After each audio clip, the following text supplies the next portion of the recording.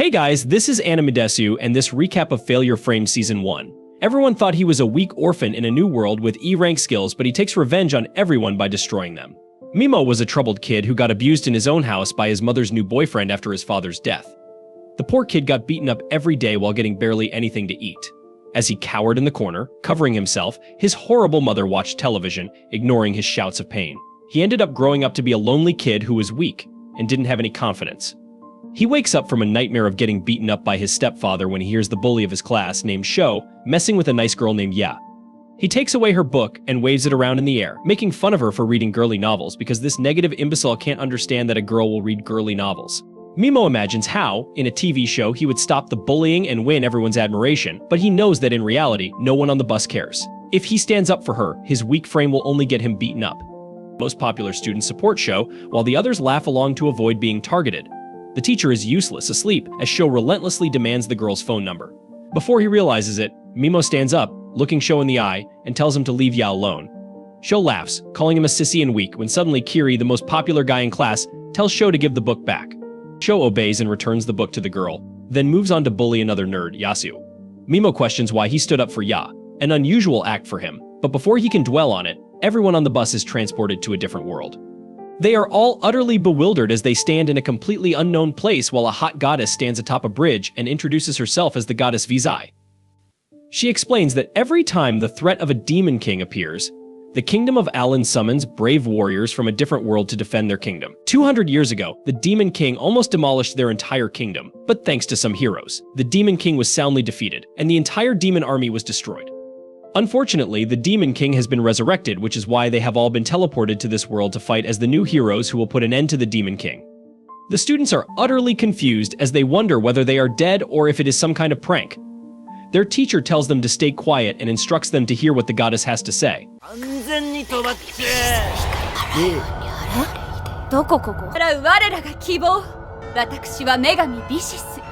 Isekai から勇者を召喚し、勇者たちの活躍により選ばれし勇者たちよ。私たちに力をお貸しください。全然意味わかんないんだけど。ドッキリとかでしょ？荷物どこよ？化粧で。ありがとうございます。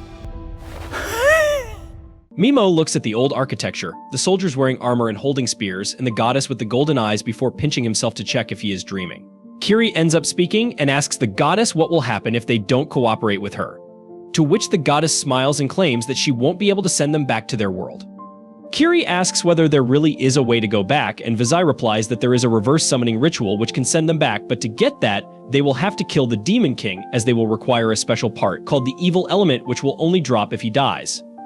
Sho screams at her for calling them to a new world without giving them a choice and refuses to help, but Vizai goes down on one knee and begs them to help save her kingdom from destruction. Ya speaks up and tells the goddess that they are just humans who can't really do anything, but Vizai promises that they have abilities that they had no idea about. Sho still thinks that all of this is a joke, so Vizai decides to prove it and calls forth a prisoner of war and a giant demon dog. She lets the giant demon dog loose, and it immediately lunges at the prisoner before killing him. Some of the girls are horrified at this and fall to their knees while Vizai looks at the demon before chanting a spell and completely blasting the monster into flames, removing it from existence. She calls the students forward and tells them that they are going to measure their latent abilities one by one. All the students walk up to a crystal ball and check their abilities as it glows in different colors. After the nerds were through, Sho walks up to the crystal, and as soon as he puts his hand over it, it starts glowing a bright red color. The goddess looks happy and claims that he has a rank skills. Finally, Kiri goes ahead, but as soon as he puts his hand over the ball, it starts glowing a bright golden before exploding.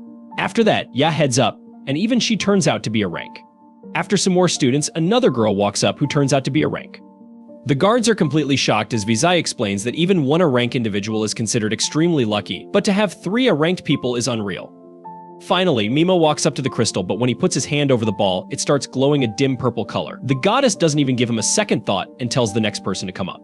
Mimo tries to ask what rank he is, but she completely ignores him, so he walks away, realizing that even in this world he is going to stay a background character.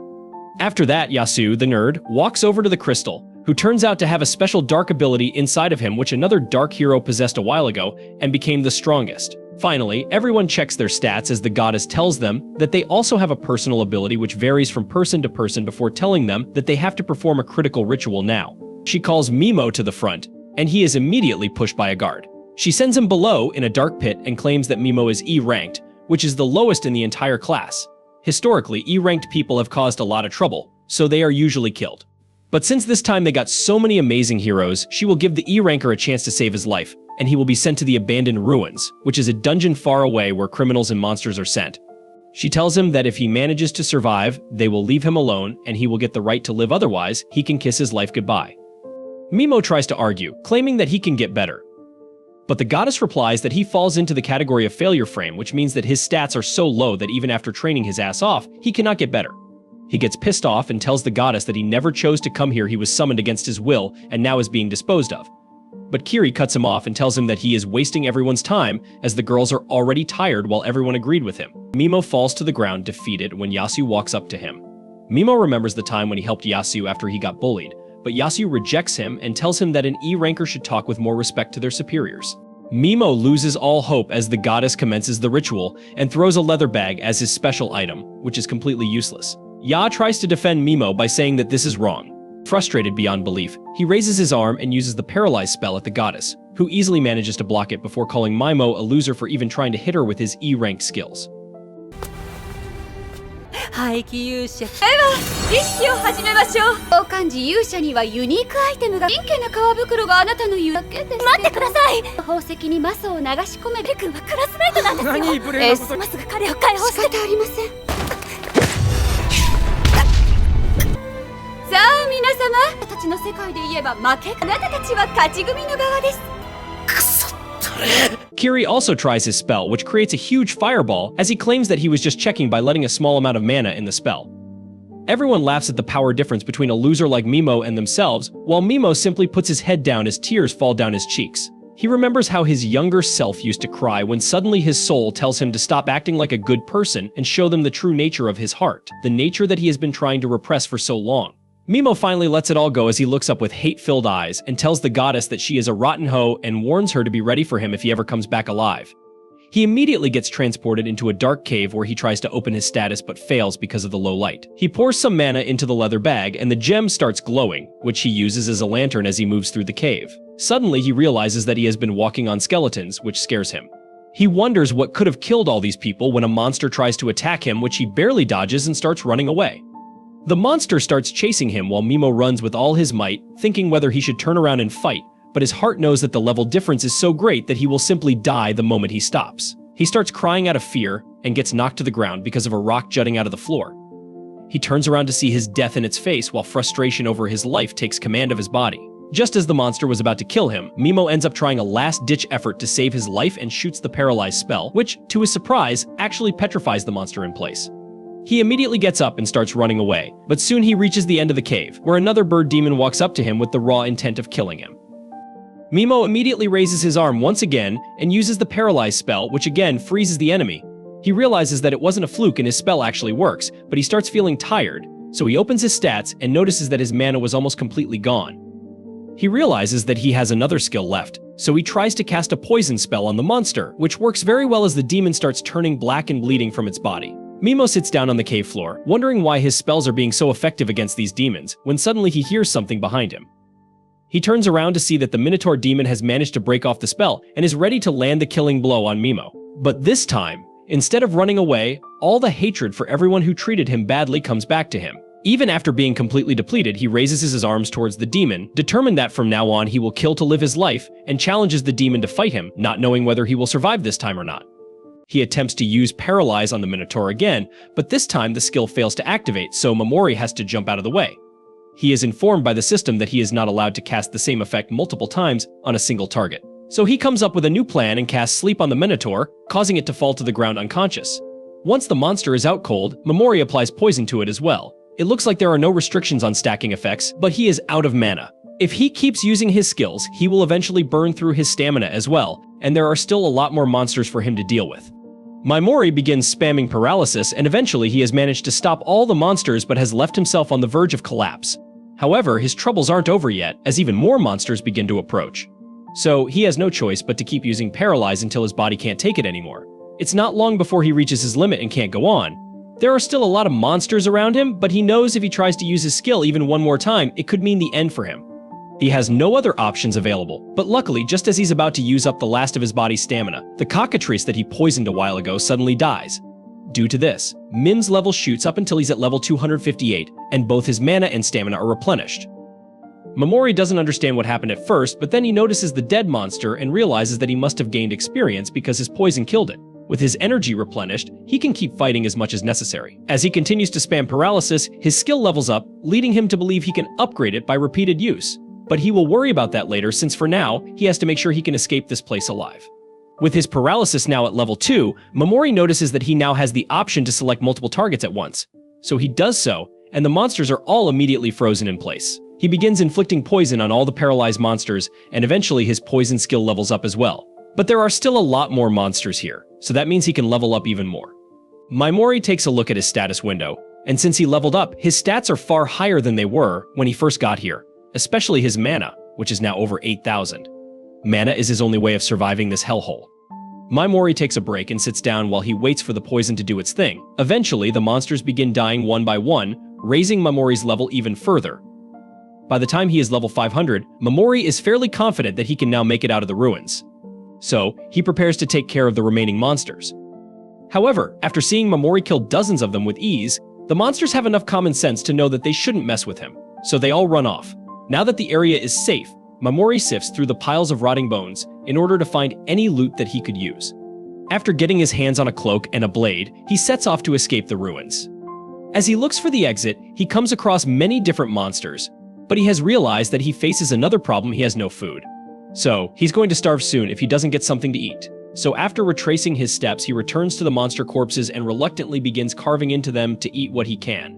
However, as the eyeball pops out and Mamori tries to eat it, he realizes that the monster's entire body has acid in it, so he won't be able to eat it after all. With no source of food, Mamori believes he will starve to death before he ever makes it out of here.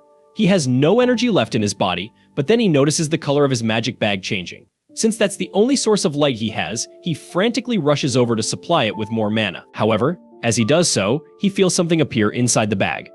To his delight, he finds a bag of beef jerky and a bottle of soda.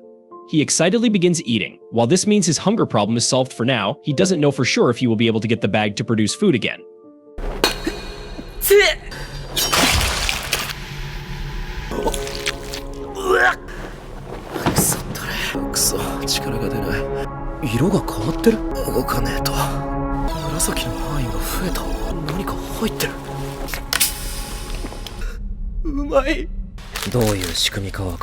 As days continue to pass inside the ruins, Mamori has gotten used to committing mass monster genocide with his skills.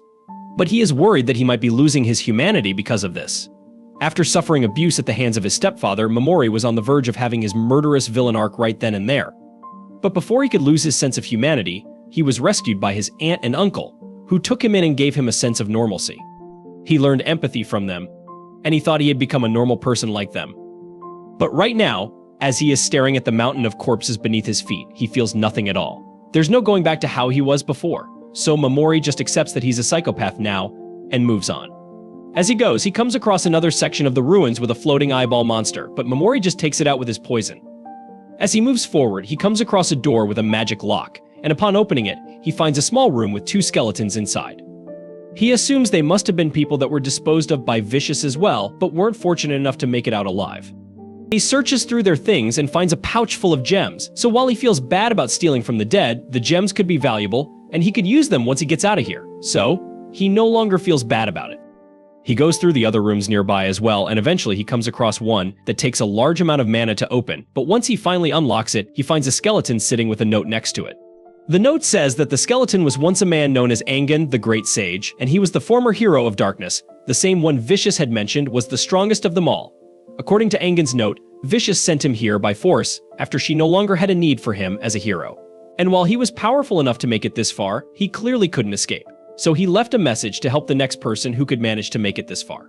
Vicious may have said the Demon Lord was evil, but she is just as bad in Mamori's eye, although he can't say he is much better than her either, since his only goal is to get revenge on her, and he doesn't care if he has to destroy the world to do it. As he is looting Angan's corpse, he comes across a book of forbidden arts. It is full of information about recipes for medicine and magic tool instructions that could prove to be useful later, so he decides to keep it. He also finds a scroll of forbidden magic, but he doesn't understand what it says. However, if a great sage like Angan went through all the trouble of keeping it hidden with him up until his final moments, then it must be really powerful.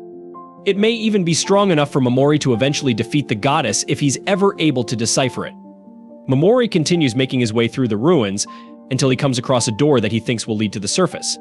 However, if this is truly the final door, then that must mean the Soul Eater Angan was talking about is here as well.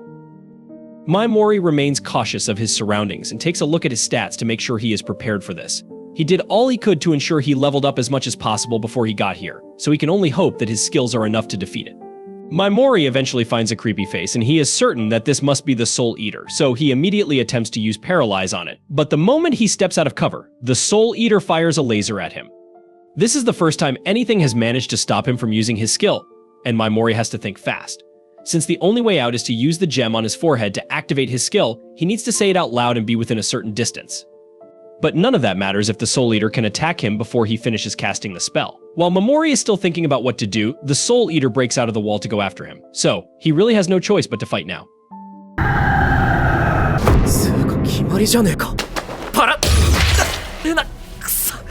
おそらく俺が攻撃の意思を持った。どうする？脱出にはあの状態異常付与の発動にはスキル目だが殺すための難度は高い。それもある程度の声量が必要。どうすればいい？もうスキルは発動できない。って来やがったのか。生存率をゼロたらしめているぞ。だからこれはきっと最後の生存競争になる。Meanwhile, outside the ruins, a girl is trying to escape from her pursuers and decides to hide nearby, not knowing the fierce battle is taking place inside. As the Soul Eater slowly approaches Momori, he wonders why it hasn't fired its lasers at him yet. But he soon finds out why, as the Soul Eater spits up some purple gunk which takes the form of humans. These are the souls of the people the Soul Eater has killed, and they are being forced to attack Momori, so he is forced to paralyze them. However, he can't bring himself to use poison, because they are still human, even if they've become gross globs of paste. The Soul Eater enjoys watching as Momori struggles because he can't attack the souls for moral reasons, and he can't attack the Soul Eater either because it would react too fast. Momori begins breaking down and crying a lot because he says he doesn't want to hurt other people. And he's losing aura by the minute with his constant crime. But as the Soul Eater is reveling in Momori's tears, he reveals that it was all an act. As he paralyzes the Soul Eater, he knew he could never land a successful paralyze on the Soul Eater unless he managed to get it to lower its guard. So now that the Soul Eater is paralyzed, Momori doesn't really care what happens to the souls. If he kills the Soul Eater, and even though he spent so much time trying to become a harmless, law-abiding citizen, all he cares about are the facts. Those soul puppets were trying to kill him, so they could be babies for all he cares. He's still going to poison them anyway. The Soul Eater struggles to move out of frustration that it lost to Momori, and this lets Momori know that powerful monsters can try to overcome his paralysis, but it does additional damage to their bodies. That's interesting and all, but he doesn't want to waste any more time here. So, he casts poison on the Soul Eater and destroys it once and for all. Upon doing so, the souls that the Soul Eater consumed are released, and they all appear in front of Momori to thank him for freeing them. They've been rooting for him as he tried to survive the ruins, and none of them really mind the fact that he looted their bodies either. Momori is then approached by Angan, and he has only one thing to say: he wants Momori to take down the goddess and avenge them all. The souls of the dead pass on after that, and while Momori normally wouldn't accept the request without some sort of compensation, he was already planning on taking her down anyway. Now that the final monster has been defeated, Momori can open the door and begin his quest for revenge on the surface. In the forests outside the royal capital, the rest of T's crew is out there hunting demons to level up. Shugo is chasing after a demon dog with a sword. Kiri is burning down monsters with his 6 skills, and he hits level 18 like a boss. Over in another spot, that nerd Yasu, who has a messed up personality, was burning monsters with his dark flames and laughing at their cries. But far away from them, there's this shy and innocent girl named Koba who can't bring herself to kill monsters. But this bully Asagi is telling her that if she doesn't kill them, she's going to lose her life because it's the first test from the goddess. Asagi keeps Koba on a tight leash and says the class is going to fall apart soon with all these selfish peeps formatting factions. Asagi, being a B rank, plans on creating her own crew with the girls who are going to follow her lead. She knows Koba is only a lowly D rank, so she ain't going to be accepted by Kiri's crew or the other powerful factions. Even Ayaka can't take her in, because she is about to die soon. Koba starts freaking out, but Asagi tells her to quit worrying about the small stuff. She just wants Koba to be her cute little pet, and for that, she's got her faction to trap a monster, so she can finish it off easy. Asagi tells Koba she's got to kill that monster and pass Isis's test, or else she's going to end up like Momori. Koba doesn't want to kill any helpless monster, but Asagi keeps pushing her, practically forcing her hand. Eventually, Koba gives in and kills the monster, but that act of violence leaves her feeling crushed. She starts crying, thinking she couldn't help Momori like she wanted to. Ayaka finally snaps back to reality, and that gut pain reminds her how the goddess straight up knocked her out and sent Momori away. She wastes no time and goes straight to confront goddess Isis, who is fronting with her weak-ass acting skills. She tries to play it off, talking about how she was hurt too, sending Momori into danger, but it's just their kingdom's policy. Then she says that the whole ritual to get rid of the weakest crew member is going to keep going, and while Ayaka was knocked out, she already sent those weaklings who couldn't even take down a single demon away too. Ayaka is fuming with hate for the goddess at this point and tells her that her way of doing things is messed up. Isis just laughs it off, saying everyone's got their own opinions, but she ain't going to bend over backwards trying to please them. But then Ayaka comes through with a slick suggestion. As an S-rank hero, she's going to hustle hard and cover for those who can't step it up. In return, she wants Isis to back off on banishing them. Isis actually agrees to the idea and asks Ayaka to shake hands like they're burying the past and starting fresh with a new perspective. Meanwhile, far away from the drama in the dark forests near the abandoned ruins, there's this woman hauling ass trying to escape from a group of nasty bandits. It's hot on her tail, but damn, she is slipping up and leaving easy clues for the bandits to follow. The bandits are planning to let her run wild because they know they're going to eventually trap her and take her down.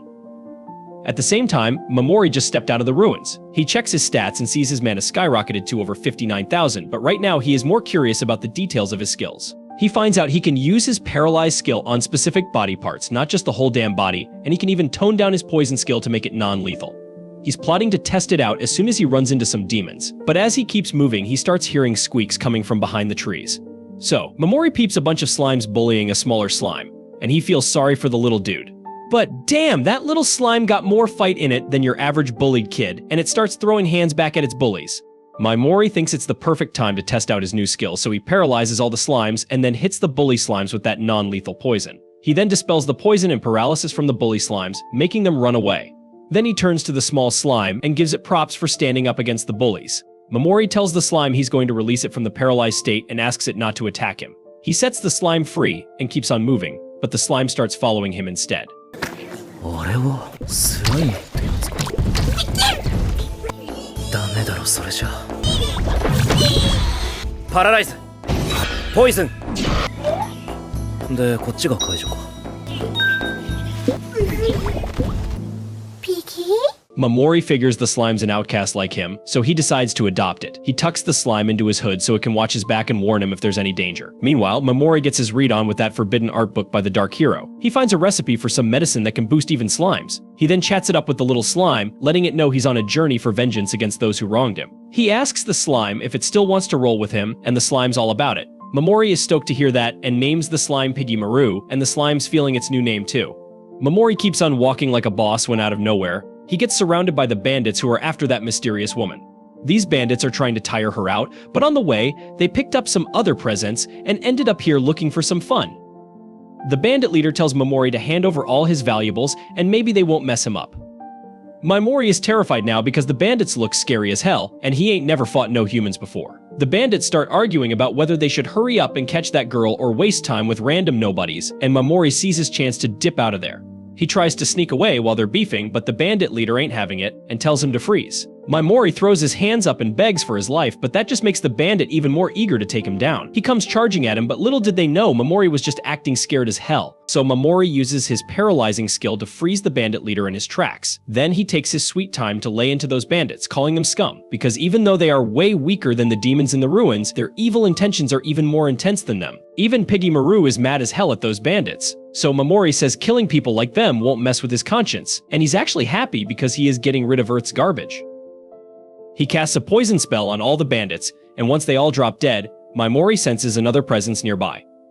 こいつは殺す。このゴミ肉で試す。まだ生きた人間で試して。そろそろ男だとお楽しみのてめえが壊しにかかったら。あとはあの女に手を入れちまったせいでもう。で見逃してくれ。ダメだってば。俺たちお仕事の続きさ。そのマガス様のエレパラライズ。よっ。 Turns out it's the mystery girl, and she summons some spiritual armor using her tribe's special technique to protect herself.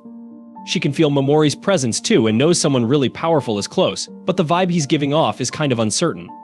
Now, the girl ain't taking any chances, so she starts swinging her sword around, cutting through a bush where Piggy Maru was hiding. Just then, Momori sneaks up behind her and freezes her in place. She stutters and asks what he wants, and he says he just wants info because he is new to the area and knows nothing about it.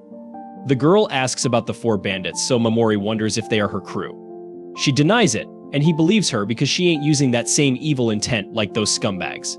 He removes the paralysis just from her head so she can talk freely, but he warns her not to pull any funny business or he'll straight up end her. Mamori steps in front of the girl and keeps it real, saying he doesn't trust nobody, especially not strangers he meets for the first time.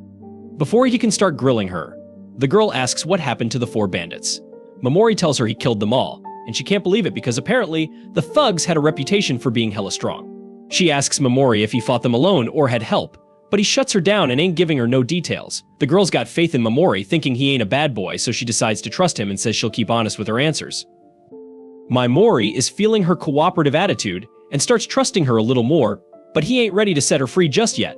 They start chatting and Mamori finds out he ain't chilling in the alien kingdom but is stuck in some forest down south in the Eula kingdom. Dude's learning a ton of stuff and finally he asks the girl if she can read that forbidden spell scroll. She spills that it's written in some crazy ancient script that barely anyone can decode, but she knows someone who can. She puts Mamori onto this forbidden witch, this chick who got kicked out of her homeland because her knowledge was off the charts and people thought she was too damn dangerous. The girl tells Mamori that if he wants to meet the witch, he's got to make his way to the Golden Demon Zone, this sketchy-ass area smack in the middle of the continent. Mamori shows his gratitude for all the dope info, and she thanks him right back for saving her from those bandits. Mamori says that the information makes it even, and the girl sends him good vibes, wishing him the best of luck. He thinks she's too damn honest and innocent for her own good, reminding him of his aunt. Anyways, he decides it's time to bounce and lets the girl know the paralysis spell is going to wear off in a few minutes so she can go on her way. Piggy Maru hitches a ride on Mamori's shoulder, and they talk about how it's unlikely the girl's going to come at them once she's free from the paralysis. But Mamori tells his slime buddy to keep an eye out, just in case, because you never know, and Piggy Maru is all about helping in any way it can. Mimo soon reaches a small town called Mills. The female knight on guard duty is rather nosy about his business. She thinks that he is a country bumpkin from somewhere who came here to work as a mercenary and raid some ruins. However, she gives him permission to go inside because the lord of the town has given orders to let all mercenaries inside, especially those who plan to raid the ruins. Mimo thanks her as he heads inside and thinks that the security is very lax here. They didn't even check his luggage or ask for an identification document, but that works out in his favor. He soon reaches an inn where a grumpy old man receives him. He is not friendly to Mimo initially, but just as he shows him a silver coin, the man begins acting like his personal attendant. He asks for his name, and Mimo adopts the fake name Hattie to stay at the inn. At night, he takes a walk around the town and finds that it is quite peaceful, even though there are a lot of outsiders and mercenaries here. He notes that they have all the shops one would expect from a town of this scale in an Isekai anime, and there is also an adventurer's guild. Once Mimo collects all the information he can, he heads back to the inn and eats some food. He keeps pretending that the food is delicious, even though it is not to his taste. He keeps his keen ears pointed at the drunk men sitting at the table beside him, so he can gather some information about this world. The drunk men are talking about the strongest knight orders on the continent. One of them talks about the holy knights under the Mad Emperor Falcon, who have never lost a war. Other men name other popular knight orders and believe that the magic knights of their Urza kingdom are not inferior to them in any way. However, all the men unanimously believe that the strongest knight order on the continent is the Black Dragon Knights, who burnt down the holy kingdom of Nia in record time. They begin fanboying over the strength of the Black Dragon Knights, who also have the strongest hero killer in the world among them. Mimo has heard enough, so he takes his leave and takes along some food to feed his pet slime, Piggy. While the slime is eating rice, Mimo begins formulating a plan for the future. He thinks that first, he should find the person who can read the forbidden magic spell for him. He recalls that the girl in the forest told him to meet the forbidden witch in the Golden Demon Zone. Before that, he plans to use a strengthening agent to increase Piggy's strength. Suddenly, he recalls that the drunk men were also talking about a newly found layer of ruins in their territory, which has attracted mercenaries from all over the place, and the town is thriving. Mimo thinks that he can find the Skeleton King's bones in the ruins, which are the most important part in creating the strengthening agent. So the next morning, he joins the rest of the mercenaries who plan to raid the ruins. They are greeted by Marquis Creed, who is the lord of this region. Creed tells everyone about a new layer that has been found in the Mills ruins and declares a reward of 300 gold coins for anyone who discovers the ultimate treasure of the ruins, called the Cup of the Dragon's Eye. He promises to buy all the loot from the dungeon at a high price and tells the mercenaries that they can keep the drops from monsters to themselves. The registration process starts with that. Mimo's attention goes to a douchebag noble called Flash trying to hit on a girl who has covered herself with a hood. She asks him what he wants, and Flash remarks that her voice sounds like a certain leader of the Holy KN army of the ruined kingdom of Nia. His words create a wave of gossip among other mercenaries, who wonder if the Night Princess of Nia is really here because she has a huge bounty on her head. The douchebag keeps flirting with the woman aggressively, telling her that even her jugs are the same size as the elf princess who once refused his offer to have dinner with him. The woman tells him that he has got the wrong person, so he asks her to remove her hood and prove that she is a human and not an elf. He is confident that once he takes off her hood, her pointy ears will reveal that she is an elf, and since he already recalls the face of the elf princess, he will be able to claim the bounty on her head. However, when he removes the hood, the girl has normal human-shaped ears, and Flash is taken aback. ご尊顔はすっかり記憶に実を言うと僕はかつてただせっかくこの僕もそんな風にお高く止まった豊かに実ったその節だらで剣の方はどうなんですかねどうだ天候の文句どうだあれ After that, Mimo heads to the store to buy some equipment, but he crosses the hooded girl, who recognizes him. She approaches him and begins talking about the raid. Mimo warns her to be careful about how she deals with douchebags because the man from earlier may come to hurt her out of spite. She replies that she doesn't care and explains that she deliberately acts rude to people so that they leave her alone. Mimo then asks the girl for her help in buying some tools for the ruin exploration because he fears that he may get ripped off. He promises to pay her for her services, and the girl gladly takes the offer because she is in need of money.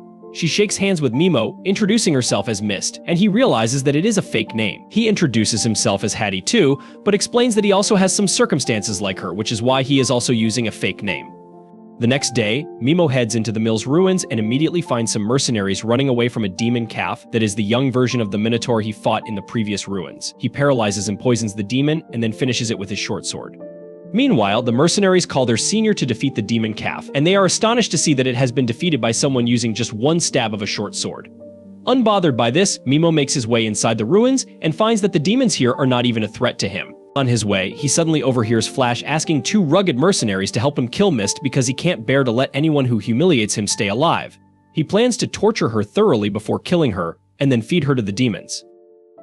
Mimo is disgusted by the way the filth of this world thinks, so he comes out of hiding to deal with them. Flash and his underlings get ready to finish him, and Mimo tries to test them by apologizing and saying that he will keep everything he heard a secret. Flash has no intention of letting him lie, but just as he attacks, Mimo paralyzes him and his goons. He poisons them while they are paralyzed, and it feels oddly refreshing to rid the world of filth like them. Mimo starts walking away, and Flash curses him, saying that he will get his revenge, but Mimo was leaving them alive only because some powerful demons were heading their way anyway. The demons eat the paralyzed jerks, and Mimo heads deeper into the ruins without any weight on his consciousness. 俺が悪かったなんで殺しまうぜ邪魔くせを飲み込めパラライズそれより誰をぶっ殺すってポイズン覚えてるこれが意外と悪くないこそここできっちり潰しておくバカかお前 Mimo then heads deeper into the ruins, leaving dead monsters in his wake. Because of this, he is cornered by an experienced adventure party called Saber-Toothed Tigers. Their leader, Lily, and vice leader, Foes, say that they couldn't even find the cause of the monster's death, so they suspect that some extremely powerful enemy is present here. That is why they are planning to return to the surface to ensure their safety, and they only stop Mimo to ask if he would like to come with them. He thanks them for their concern and keeps going ahead. He thinks that if he kills more demons and leaves them scattered, even more mercenaries will get out of the ruins, and he will have better chances of getting what he wants. Eventually, he reaches the room where the dragon's eye cup is placed. Mimo notices a dragon statue behind it and has seen enough anime to know that the thing is going to attack him if he takes the cup. So he paralyzes and poisons it in advance and then takes the cup. As the monster dies, just as he turns around, he finds Mist there, who is surprised to see that someone reached the room before her. She says that sleeping for a couple of hours cost her the grand prize, but to her surprise, Mimo has no problem handing over the cup to her. Mist is flabbergasted and asks what she should pay for it, but Mimo tells her that she can keep it because the persona he is wearing right now is extremely naive and susceptible, especially when pretty girls are involved. Mist can't take something worth 300 gold coins for free because it hurts her honor, but Mimo keeps telling her that he doesn't need the cup or money. He begins fiddling with the platform and opens a secret passage leading deeper into the dungeon.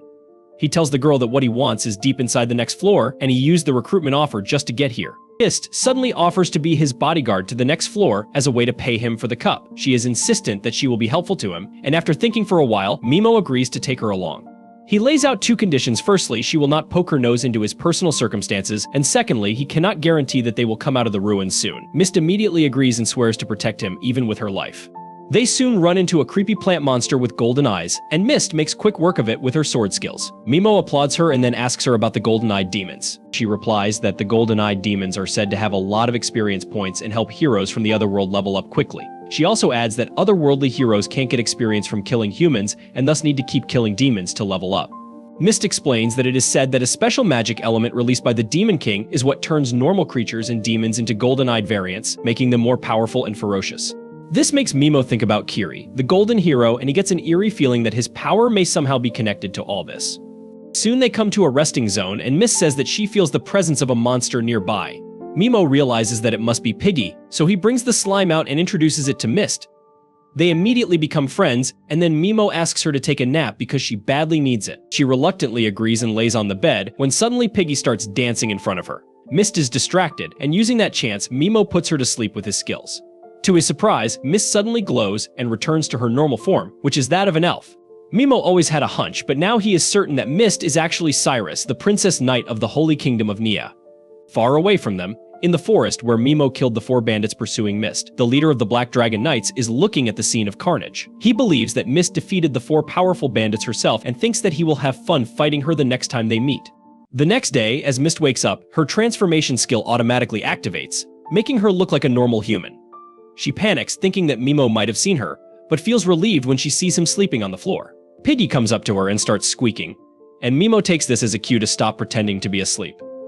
They start their journey into the dungeon after that. Upon sensing the entire floor rumble and shake, they decide to run away. Suddenly, a giant monster breaks through the wall next to them, and Mist recognizes it as the Skeleton King. Mimo can tell that it is the boss monster of this dungeon because it is much stronger than any demon they have faced. However, Mist knows that the odd-looking bone under its chin is its weak point, and if they just break it, they will win. Mist believes that normal mercenaries stand no chance against the Skeleton King, but together they might.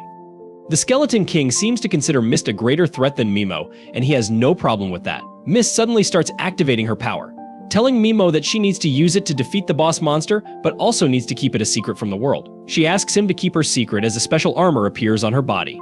The Skeleton King begins charging an energy blast, and Mist tells Mimo that in case she can't beat it, he should immediately run away. However, he takes action before her by paralyzing the boss monster with his skill. Mist is confused, but as Mimo casts a poison spell on the demon, she suddenly realizes that he is the man she met in the forest. Soon, the Skeleton King dies because of the poison, and Mimo gets the bones needed to create the strengthening potion. He takes one look at Mist and realizes that her mind is full of questions, so he promises to answer her questions once they get to the surface. They start walking back when suddenly Piggy alerts Mimo about something inside the Skeleton King's body. Mimo begins searching for it and finds a small bundle inside the demon's chest cavity. As soon as he takes the bundle in his hand, it starts to glow, and a strange symbol appears on it. On opening the bundle, Mimo finds a strange egg, but Piggy seems insistent about wanting it, so he decides to carry it with him far away from them.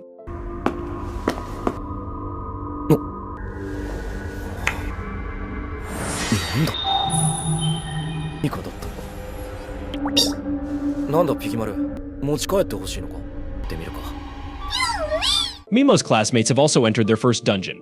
Some students run away as skeleton knights begin chasing them, while a girl sits on the floor and cries over her severed arm.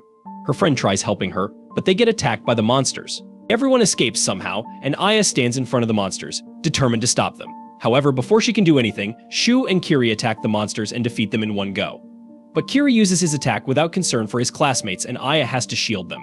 Kiri is proud of his strength and reveals that he is level 24 now. Back in the dungeon city, Mimo and Mist reach the surface, where Mist presents the dragon cup to the guards as everyone's attention is drawn to the ultimate treasure of the dungeon. Mimo silently takes his leave. Mist follows him and informs him that she will get her reward from the Lord tomorrow in a public ceremony. Mimo asks if she is free until then, and on getting a positive answer, he asks Mist to come to his room at night so that they can talk about some things. She understands and then grabs his hand just as he is leaving to thank him for the cup again. At night, Mimo is creating the strengthening agent when Mist shows up at his door. Mimo tells her that he wants to hire her as his escort for the rest of his journey. He says that with the reward money from the cup, she is well set, but he still wants to hire her. He is just trying to make her feel indebted to him by mentioning the cup, even though he doesn't like this tactic.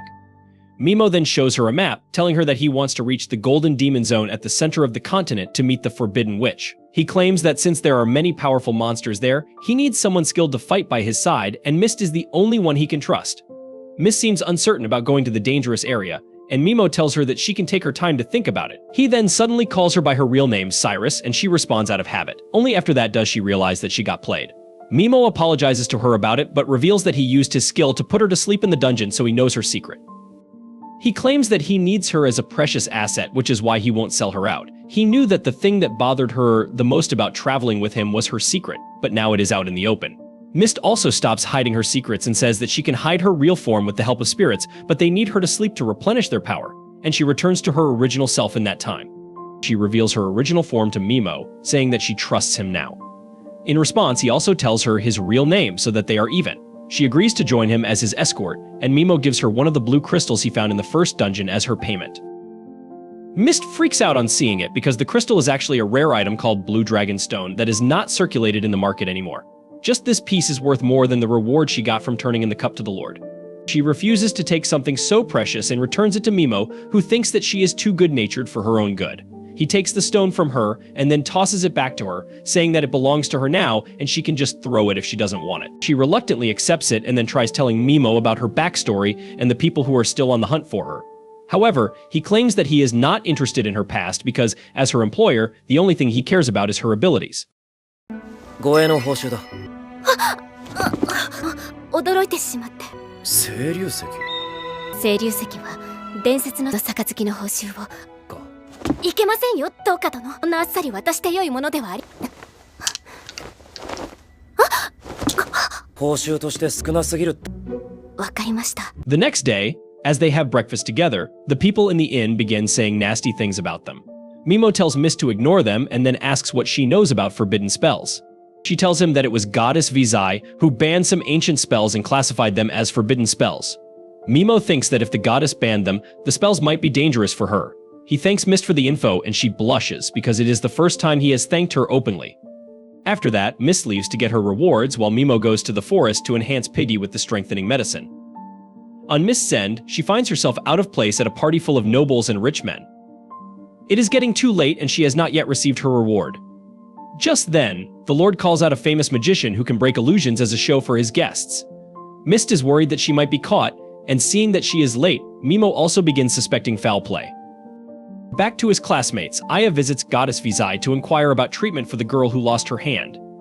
Vizai says that she healed the girl only because she was a B-rank hero. She then asks Aya if she is not joining Kiri's group and tries to manipulate her into thinking that it is selfish of her not to partner with another S-rank hero despite being attacked.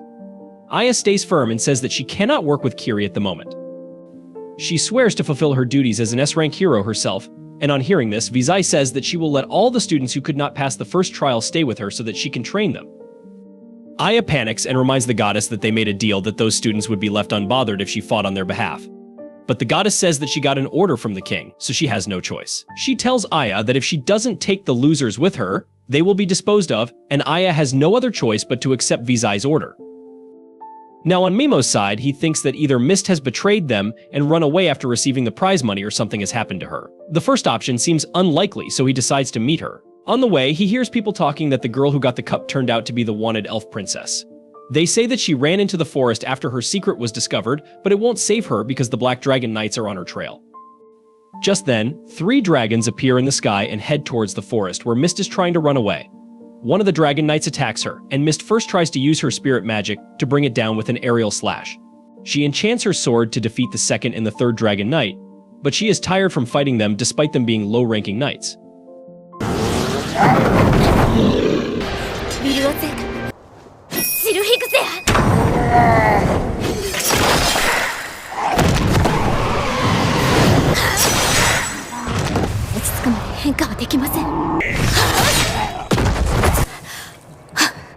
Just then, a spear comes towards her, and she blocks it. A dragon is charging towards her, but Mist realizes that it is a decoy and the real enemy is in front of her. So she rushes ahead and clashes swords with a high-ranking knight named Gizan, who tells her that she is going to die here.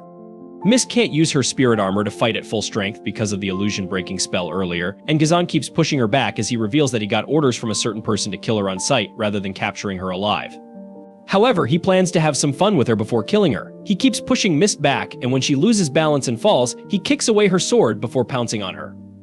Luckily, Mimo arrives just in time and paralyzes Gazan and his dragon. Mist gets out of her situation and asks him what he is doing here, while Mimo puts non-lethal poison on the knight. He puts Gazan to sleep before talking with Mist and reminds her that they can't talk about private stuff when others are present. He tells her that he came back to pick her up, but she tells him that she cannot accept his job offer now because he will also be pursued by the Dragon Knights if he is with her. She tries to return the blue dragon stone to him as well, but he gets irritated by that and throws a pouch full of dragon stones back at her. Mist is perplexed on receiving it, and Mimo tells her that he cannot find a better escort than her and neither can he be bothered with trying. He then abruptly asks her to undress, and Mist wonders if she heard that right. Mimo then moves towards Gaizen and removes the sleep spell before asking him who the hell sent him to kill Mist. Gazan looks up at him, wondering when he would die, but Mimo promises him that if he reveals the truth, he will be spared, and Mimo would remove the poison spell. Gazan decides to reveal the secret, as he also wants to see how the elf princess would react to this. But before he could say anything, Mimo senses danger and pulls Mist away as a huge sword smashes into Gazan's head. Mimo immediately turns around to see 3 dragon riders being led by a young man with silver hair and glaring red eyes, who declares himself as humanity's strongest troop known as Garland. He descends with all 3 of his companions and introduces their unit as the 5 dragon riders. Gazan used to be a part of them as well, but he spoke too much, and that's why he had to die. One of them seems to be a bit more flamboyant than the others with his styled haircut, while the other wants to cosplay as a pirate and tells Garland that they should use her as a ball and toss her around on the field before killing her since the king himself ordered her to be killed on sight. The flamboyant one tells the pirate to shut up, as the king wants the corpse to look as beautiful as Mist looks in real life. While Mist is horrified at what these men are saying, she takes out her sword, claiming that she won't die so easily. But the guys don't take her seriously, and Garland tells her that he would give her a chance to win a duel against him if she wins, he will leave her alone. However, his eyes immediately turn towards Mimo, as he is more interested in this strange foreign man than the elf princess himself. Mimo realizes that his life is hanging by a thread right now, as he can feel the power that this man has, which is 100 times greater than the Soul Eater who gave him a run for his money. He still smirks for some reason and asks Garland whether they can have a chat.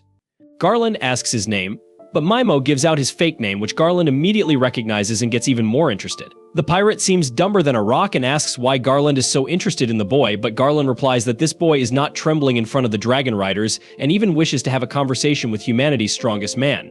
Mimo realizes that he needs to play his cards right if he wants to survive this ordeal and asks Garland whether he simply wants to fight the strongest enemies he could find on Earth to satiate his battle hunger.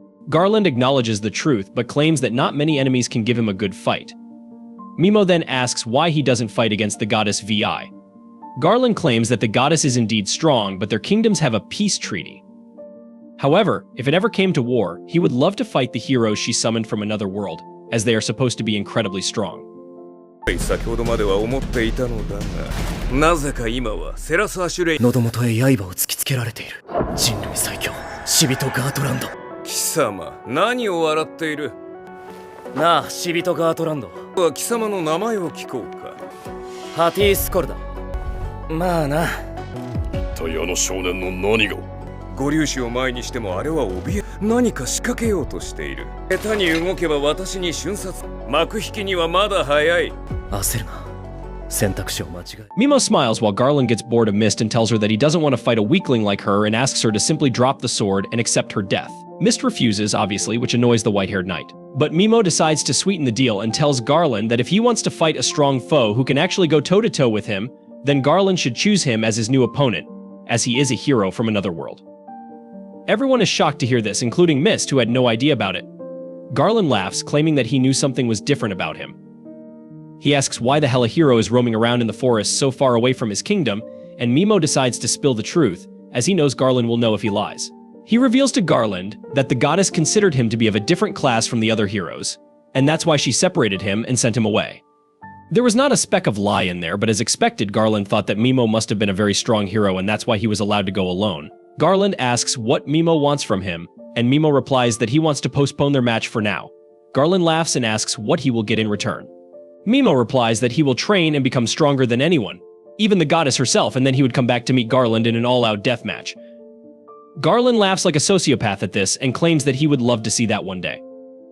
He tells Mimo that he is free to go on his way, and even the dragon riders will leave once they deal with the elf princess. Mimo's face changes, and he tells Garland that he can't let them do anything to Mist, as he needs her to help him get stronger. Garland laughs once again, claiming that he will allow that as well, as he really wants to fight him soon. Karen tries to speak against this, but Garland tells him to shut up if he wants to stay alive, and soon they all take flight. Garland tells Mimo to get strong before his patience runs out. Mimo smiles and bids him farewell as he waits for them to come within the exact range he wanted them to be in and immediately uses his paralyze spell on them. Garland realizes that something is wrong, but it's too late. Soon enough, all the dragons and their riders fall to the ground one after another while Mimo laughs at them, claiming that this is not some heroic tale where people honor their words. 悪いなセラス。外で道草を食っているグリムリット。大像をはるかに超えた良き部。再び相まみえるその時を。俺たちをどうにか死人に見逃させること。つまり射程圏内。どうか。パラライズ。さすがだよ。人類最強。てめえらとの因縁をそこまで長さ綺麗な物語じゃないんだ。これは復讐の物語だ。絵に排除。字幕はない。This is his gritty story of revenge against the world, and he doesn't care how he achieves it. Garland struggles on the ground, angrily asking what the hell Mimo did. Mimo doesn't even care to reply and uses poison on all of them, killing them immediately. But Garland still keeps struggling even after being hit by the poison spell, which reminds Mimo of the Soul Eater, the only other monster that managed to move a little while being poisoned. Garland is much stronger though, as he picks up his lance to throw it at Mimo but ends up falling down out of exhaustion. Suddenly, an alarm is sent for backup and a huge horde of dragon riders arrives. Garland tries to bark orders at them, telling them to keep their distance and kill both Mimo and Mist, but the dragon riders are too shocked to see the strongest four, including their leader Garland on the ground, dead or dying. Mimo tells Mist that she can run away while there's a chance, but she tells him that she is his bodyguard and will stay by his side. Mimo smiles and immediately connects with Piggy, thanks to his newly learned ability. Soon, Piggy emerges from Mimo's back and sends a bunch of tentacles towards the flying dragon riders, increasing Mimo's range as he uses his paralyze spell on them. Soon, it starts raining dragons and humans as they fall all around him, but he decides that he is going to use these men as lab rats, so he uses different spells on them to try them out. He uses the Berserk spell on Karen, who immediately gets mad and starts calling the manager before using the darkness spell on the pirate, making him actually blind as he struggles to see what's going on. After he is done with everything, he simply leaves them to die and paralyzes them once again for good measure. Suddenly, he realizes that everyone is dead, but Garland is still somehow surviving, which truly shocks him. He walks up to him as he takes his final breath and collapses on the floor, finally dead. After that, Mimo and Mist walk into the forest, knowing that at least no one will be following them. But Mist claims that there might still be the Black Dragon Rider known as the Hero Killer who must be after her. Mimo suddenly remembers that he killed someone like that, which truly shocks Mist as she wonders how strong this man is. She pledges her loyalty to him and promises to stay by his side through any kind of trouble, while he promises to pay her back in kind. They finally start their journey together through the forests, not knowing what adventures lie ahead for them. Several days pass by when Mimo and Mist reach a new town. The town looks to be filled with life, as the market erupts with talk, laughter, and kids playing around.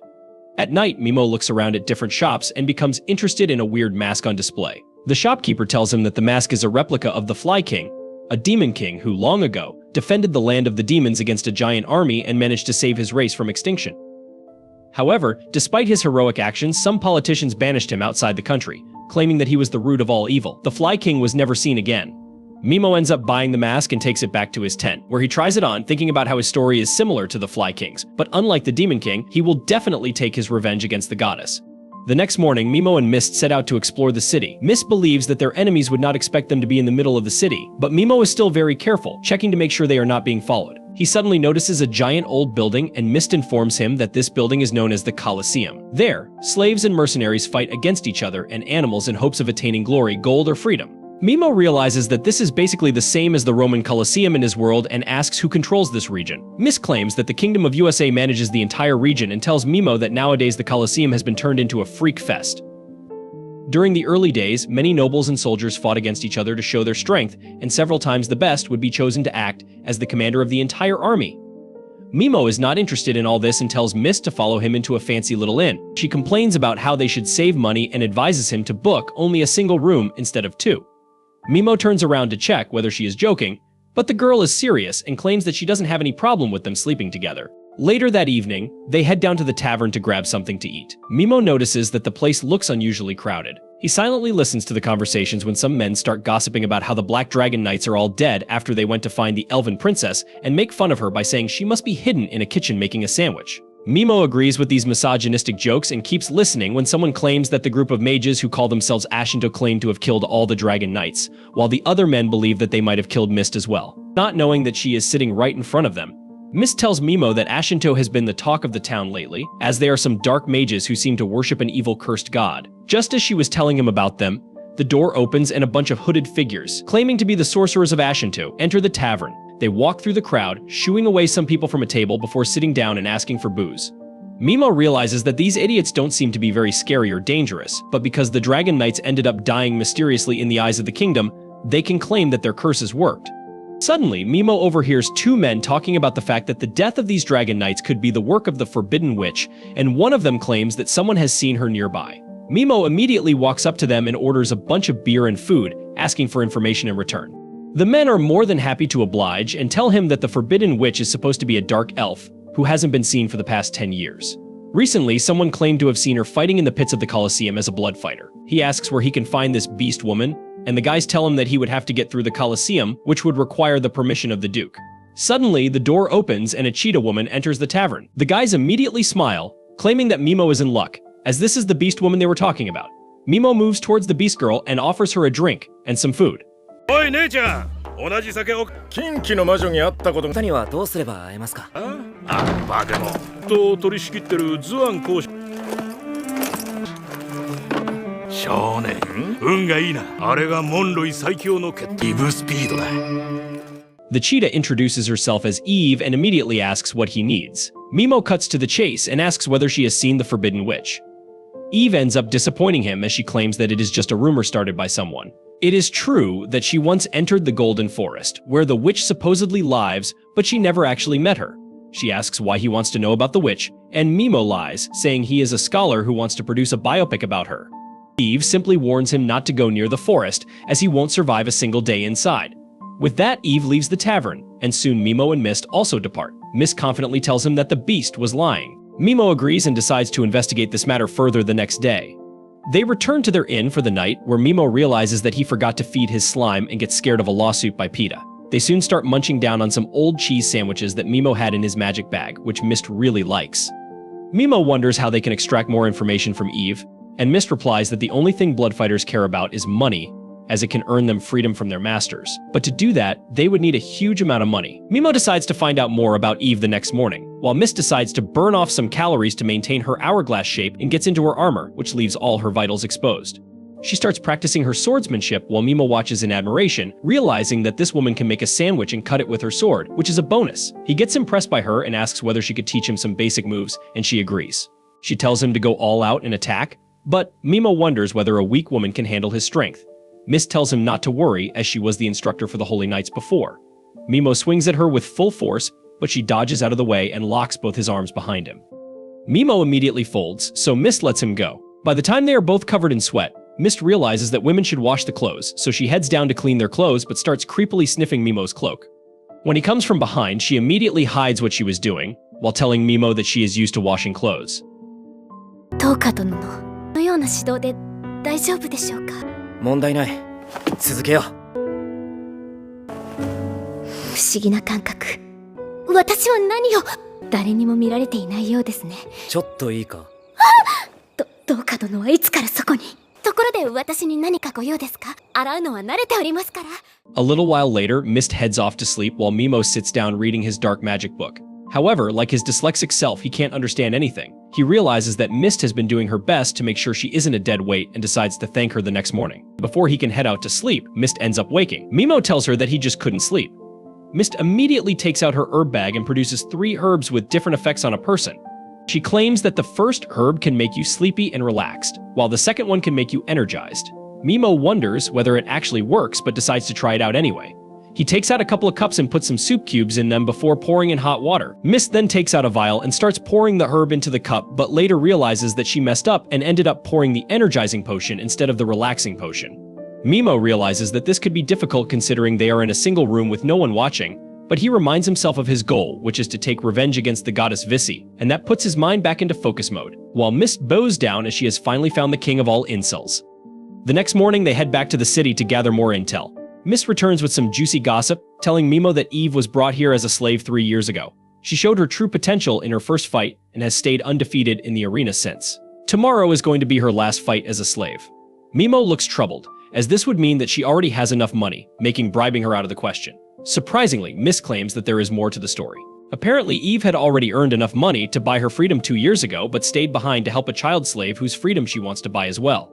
Mist also tells him that most of the strongest blood fighters have died in their last matches, and she suspects that the old Duke doesn't like these fighters earning their freedom, so he rigs the fights against them and kills them in cold blood. Mimo wonders whether Eve has any idea that her last fight could take her life and all that she dreamed of, while Eve sharpens her blade to get ready for the battle. Later that evening, Mimo ends up tracking Eve down into a dark alleyway and blocks her path. She seems confused and asks what he wants, since she already told him that she has never seen the witch.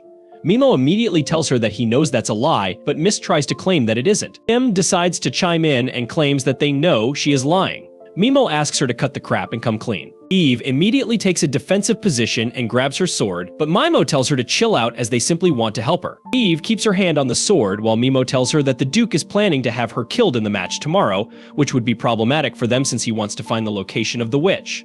He straight up asks Eve whether they should kidnap the girl she is hiding and take her out of this slave city tonight.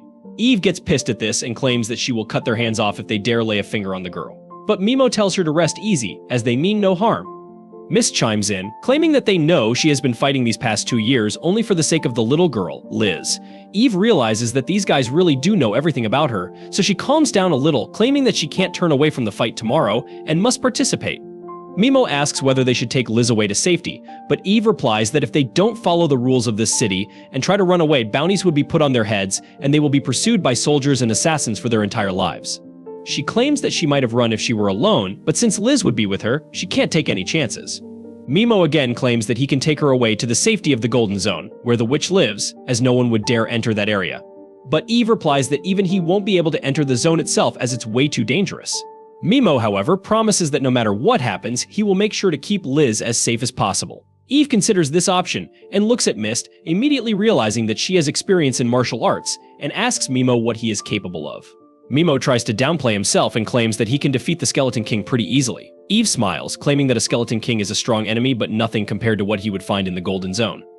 Mimo replies by revealing that he is the one who defeated the Black Dragon Knights. Eve doesn't take it seriously though and simply laughs at him, claiming that a weakling like him could never face even the weakest Dragon Knight. But Mimo immediately raises his arm and before Eve can take her sword out, uses his paralyze ability on her, completely freezing her body while she struggles to get free. He tells her to calm down, as the more she tries, the more HP she will lose. He claims that with this ridiculous ability, he managed to defeat the hero of humanity all on his own. 禁忌の魔女の住処だよ。不可能だ。俺たちが同行すればたどり着けるかも。かけてみる気はないか。武芸の心得があるようだが。には魔術の心得がある。確かに凶悪な魔物だが。五粒子を殺したのが。ありえぬ。かはわからないが。パラライズ。力任せに動こうとすると。バカ。Mist walks up as well and removes her cloak before revealing that she is the elf princess whom the Dragon Knights were chasing. She claims that she saw the battle with her own eyes. With that, Mimo reveals Eve from the paralysis spell as she finally believes in his abilities but replies that even after all this, she wouldn't be taking their help and will go the legal route of winning her final match tomorrow and freeing Liz from slavery. She trusts in her own strength more than she can trust someone she just met. Mimo looks at her and asks whether she thinks the Duke would let her go this easily, since he has heard that the Duke is a pretty big thorn in the ass. Eve claims that despite the Duke being unethical, she still believes that he is just as human and can't be as ruthless as to turn against his own words, so she would trust in her skills to defeat the opponent tomorrow and start a new life. Mimo decides to leave and tells Eve that if she changes her mind, they will be waiting by the front gates of the city until the crack of dawn. After that, they return to the city when they suddenly spot a huge crowd gathered around the Dark Mages, who claim that the man of this house trashed their god, so they deliver judgment and slit his throat. They ignore them and proceed on their way. By the time night starts falling, they suddenly hear the voices of these dark mages harassing a poor girl for absolutely no reason. They try to get her involved with their cult, but she refuses, which gets her a slap across the face. Mist gets pissed and tries to get her sword out, but Mimo stops her and instead uses his berserk spell on one of them. That man starts going crazy, hitting and biting anyone near him, which gives the girl some time to escape. Afterward, Mimo uses the berserk spell on the others, who all start fighting, while he leaves the scene alongside Mist. A little after midnight, both Mimo and Mist set out again towards the front gate while Mist asks whether he truly believes Eve would seek their help. Mimo replies that he knows for sure that the Duke is a total bastard, and if Eve decides to go the legal route, she will get royally boned. The same thing has been confusing Eve the entire night as she struggles to sleep, thinking about tomorrow and whether the Duke would keep his word. She decides to put her mind at ease by directly asking the Duke whether their deal about freeing Liz was still on. But before she could enter the room, she overhears a soldier talking to the Duke about tomorrow's battle. He asks him whether there are any changes in the plan, but the Duke replies that there will be no changes and Eve would die tomorrow. This truly shocks her as the Duke talks about how he is going to give her a poison that would numb her senses. The soldier laughs while the Duke claims that he was forced to spend a lot of money on the shrine being built for her since she was very well loved by the audience, but he considers her a subhuman creature who shouldn't even be alive. Eve can't believe her own ears. While the soldier asks what will happen to the little girl, the Duke replies that he will raise her as a perfect wife, or otherwise simply pimp her out for a lot of money. They all start laughing while Eve clenches her teeth before returning to her cell.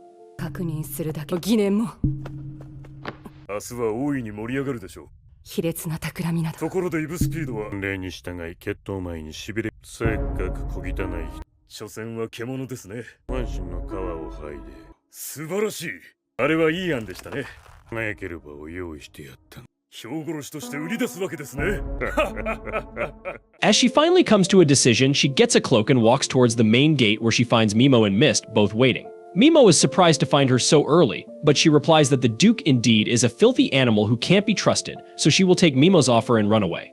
Mimo claims that he wants some things in return, and Eve agrees, claiming that she will reveal the location of the witch and even enter the Golden Demon Zone with them. That settles the deal, and Mimo gets ready to kidnap the little girl. Meanwhile, on the other end of the city, the dark elf works in a tavern cleaning up the tables, while the fat owner comes out of the kitchen, screaming at her to move her hands faster. The poor girl tries her best to work quicker, but the fatty has less than one brain cell, so she starts hitting Liz for absolutely no reason until the little girl falls to the floor. The fatty laughs at her. Liz tries to hold back tears and stay strong as she remembers how strong Eve is and takes comfort in that. The fatty, for no reason, starts screaming in Liz's ears when suddenly the door slams open, flinging the fat ugly on the ground. Eve enters, furious at the fatty for treating Liz like that, and takes her sword out. The fatty immediately falls to the floor, begging for her life, claiming that she never wanted to treat the girl badly but that the Duke ordered her to discipline the girl harshly. If she didn't do that, he would have punished her. She tells Eve that she is going to leave with Liz and instructs the fatty that if she wants to live, she will tell everyone that Liz got kidnapped by someone and Eve went after them. The fatty cries and agrees to these demands before telling Liz that she never wanted to treat her badly but was forced to.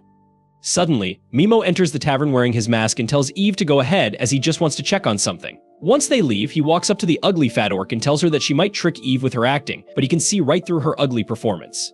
He tells her that he has been through abuse and knows what it feels like, so he can't let her go this easily. The woman tries to call his bluff, claiming that she is the only one who can save them from the wrath of the Duke once he gets to know about this, but Mimo is done with her crap. He immediately uses Paralyze followed by the poison spell, which somehow manages to turn her even uglier as she starts dying slowly. Mimo takes out a knife and starts setting up the scene to make it look like a robbery before leaving the tavern and escaping through the sewer. They start making their way through the underground routes while Liz introduces herself, begging Mimo to let her accompany them as she wants to stay with Eve. Mimo looks at her, claiming that their path is going to be very dangerous, but Eve confidently replies that she will be fine as long as she can stay with Eve. So Mimo agrees. He soon takes out the slime from his back and introduces it to them before making their way out of the sewers. Soon, they enter the forests and start moving through it when Eve walks up to Mimo and claims that she trusts him completely and is ready to put her life on the line for him. Mimo asks where this sudden trust came from, and she replies that Mimo could have used other means to get information out of her and could have even tried to threaten her by kidnapping Liz on his own, but he decided to come clean with her about his motives. She then asks why exactly he wants to meet with the witch, and he replies that he has an ancient text that he believes the witch can decipher. Eve asks whether he intends to harm the witch, but Mimo refuses, claiming that as long as the witch doesn't attack them, he has no intentions to hurt her. Soon enough, they start moving on horseback where Mimo tells Mist that Eve definitely has some connection with the witch, and he has also heard that the witch is a dark elf just like Liz, which can come in handy as she can vouch for them. Suddenly, he notices a bunch of light coming from the kingdom and realizes that someone has raised an alarm already. Eve believes that someone must have seen her and claims that she will hold them back while the rest run away. But Mimo refuses, claiming that they will take their stand together.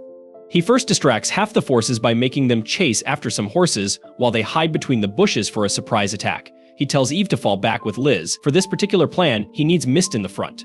With everything set up, he finally picks up his mask and puts it on, ready for the last stand against the forces of the Duke.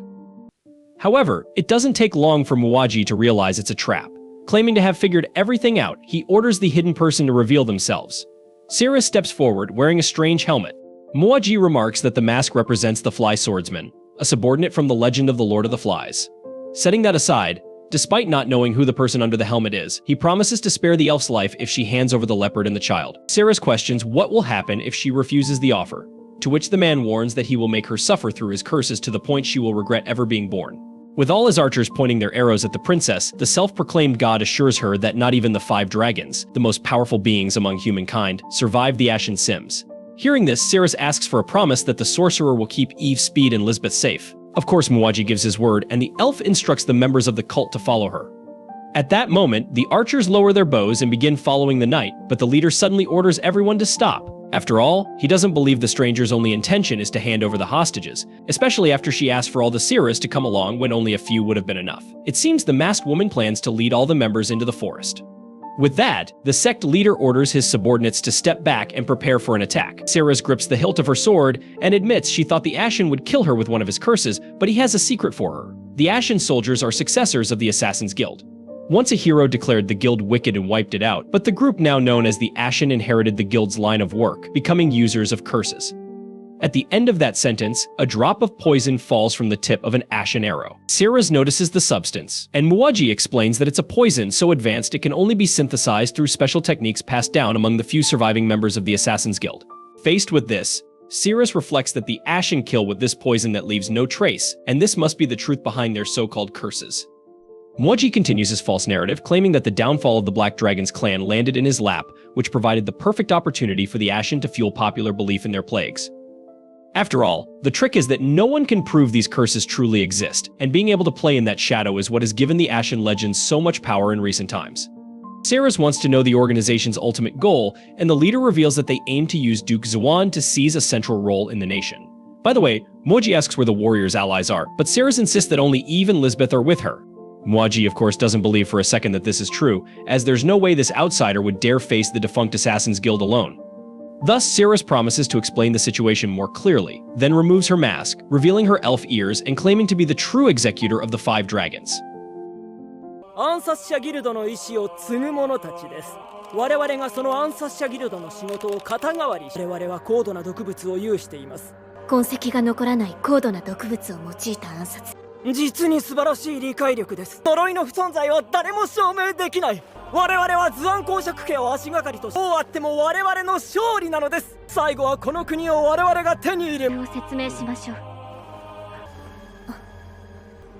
それは大事し、生き残ったものだから。Muaji is stunned upon recognizing the features of Cirrus's Ashran, but everything starts to make sense to him. Even so, he doubts that the former captain of the Knights of Ni has the capability for such a feat. As he states this, Muaji snaps his fingers, calling Bellegarde forward, the man who was Eve Speed's final opponent in the Colosseum, standing a little behind with a crossbow aimed at the princess, is his older brother Vargan. These are the 2 most skilled members of the Ashen. Ironically, these men had a younger brother named Zerash Finebird, known as the Fang, one of the 4 Sacred Watchers, who was killed while pursuing the Paladin of Ni. Finally, Muaji assumes that these Ashen are eager for a potential reckoning with Cirrus, but the story doesn't end there. Aside from the enemies Cirrus can see before her, the Ashen leader assures her that other subordinates are scattered around, practicing the art of ambush that any decent assassin should master. Speaking of decency, the leader of the defunct guild couldn't help but notice the elf has a beautiful face, and perhaps he'll need some time to bestow his personal blessing on her and reshape Cirrus into a proper devotee of the god of curses.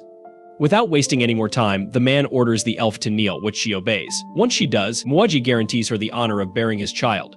At that moment, Cirrus closes her eyes, awaiting Mamori to play his part. Wearing his Lord of the Flies mask, the exiled hero appears with his charge acceleration and promises to show the Ashen a curse they don't know paralysis. With all the servants immobilized, Muaji demands to know where his rear guard is, and Mamori informs him that he already dealt with those 15 individuals while their leader couldn't stop talking.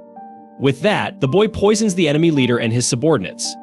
Knowing the rival would be more focused on uncovering some plot by Eve Speed, Mamori anticipated that Muaji would fall for the intentionally broken branch and avoid entering the forest fearing a trap.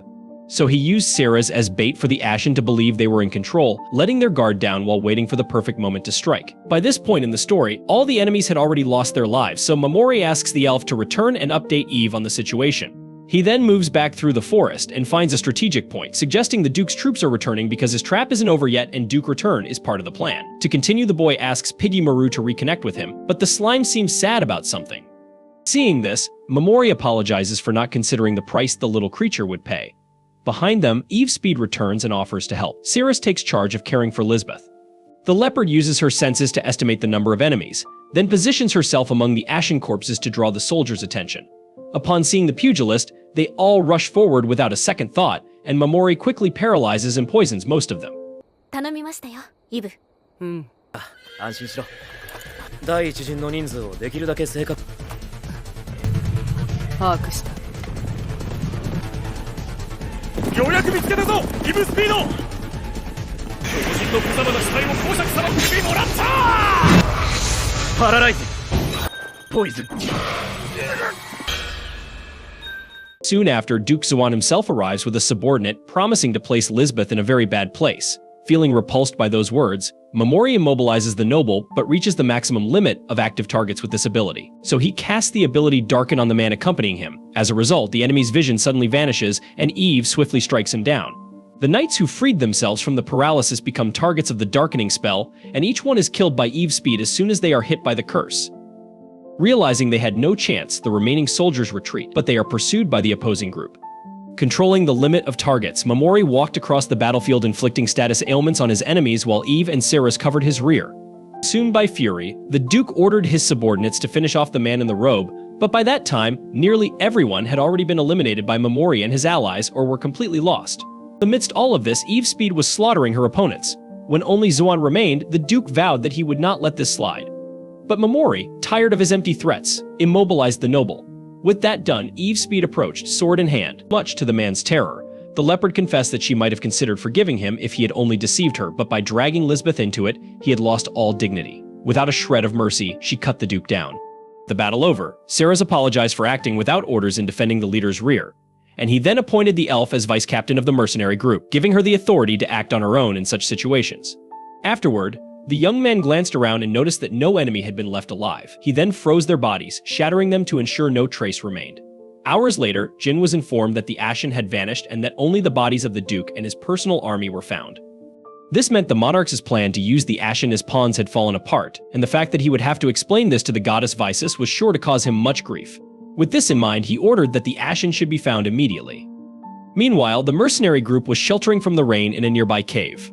As she observed Cirrus's bathing, Lisbeth asked if she would one day grow up to be like the princess because the bar owner where she used to work had told her that if the young elf didn't grow, she wouldn't be seen as a proper woman in the future. Cirrus reassured her that nothing that woman said held any value and that from now on, Lisbeth should only keep the words of those she trusted. In that case, the dark elf said she would like to hold on to Cirrus' words, as she had begun to see the princess as an older sister. When the child lay down to sleep beside Eve, Cirrus suggested that Mamori rest while she stood guard. The boy replied that he probably wouldn't be able to sleep, so she offered him her lap to see if it would help. Jokingly, Mamori offered his lap as a pillow if the princess ever needed it, but she took it seriously and laid down on him. Startled, he apologized for the misunderstanding and she got up.